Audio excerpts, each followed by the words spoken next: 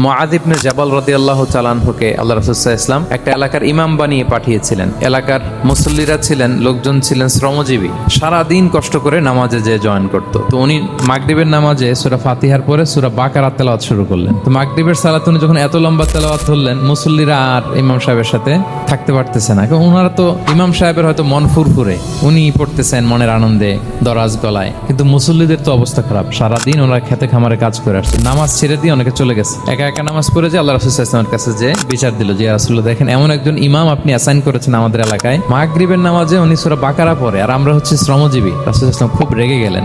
মুআয ইবনে জাবালকে ডেকে বললেন, তুমি কি সমাজে ফিতনা ছড়াচ্ছ? তুমি জানো না এরা কারা? তোমার কি সূরা ওয়াদ-দুহা ওয়াল-লাইলি ইযা সাজা মুখস্থ নাই? তোমার কি ওয়াশ-শামসি ওয়া-দুহাহা এটা মুখস্থ নাই? তোমার কি সাব্বিহিসমা রাব্বিকাল আ'লা এই সূরাগুলো তোমার জানা নাই? উনি বললেন জানা আছে। তো এগুলো রেখে দিয়ে মাগরিবের নামাজে কেন সূরা বাকারা ধরলা? আল্লাহর হাবিব সাল্লাল্লাহু আলাইহি ওয়াসাল্লাম কিন্তু এমন ইমাম ছিলেন না, উনি অত্যন্ত বিবেকবোধ সম্পন্ন একজন ইমাম ছিলেন। একবার পেছনে এক বাচ্চার কান্না শুনে উনি নামাজ ছোট করে দিয়েছেন। সবাই বললেন, ইয়া রাসূলুল্লাহ, এত ছোট নামাজ তো কখনো পড়তে দেখি না। তখন রাসূল সাল্লাল্লাহু আলাইহি ওয়াসাল্লাম বললেন, একটা ছোট বাচ্চার কান্নার আওয়াজ আমার কানে এসেছে, আমার মনে হচ্ছে বাচ্চাটাকে সামলাতে নারীদের কাতারে একটা মায়ের খুব কষ্ট হচ্ছে, এজন্য নামাজটা আমি খাটো করে দিয়েছি। দেখেন কি চিন্তা চেতনা, পিছনে কি হচ্ছে সব রাসূল সাল্লাল্লাহু আলাইহি ওয়াসাল্লাম এটা খেয়াল করতেন।